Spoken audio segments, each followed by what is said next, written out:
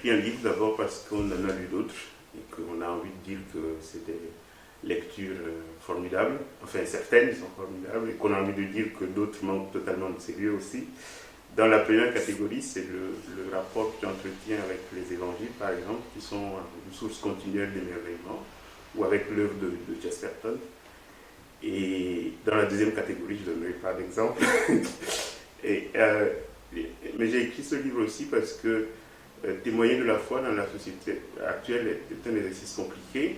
Quand on sort dans l'espace public, on vous brandit la carte de la laïcité, et quand on s'arrange dans son coin, on vous taxe de communautariste. Donc, il y a là une position inconfortable, une voie étroite dont j'ai essayé d'explorer les promesses qu'elles peuvent avoir encore aujourd'hui.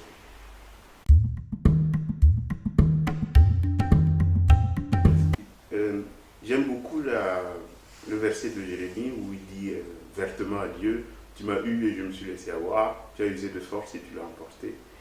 Et je pense que le témoin, c'est quelqu'un qui a pris Dieu en flagrant délit d'humanité, qui a été surpris lui-même de le croiser de cette façon-là et qui est prêt à le raconter.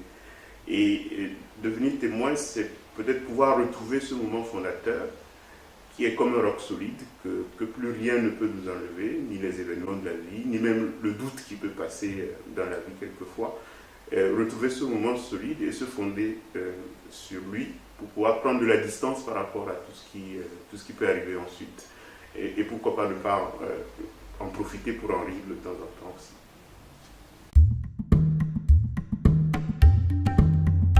Je pense, mais j'exagère peut-être, que nous ne savons plus vraiment rire.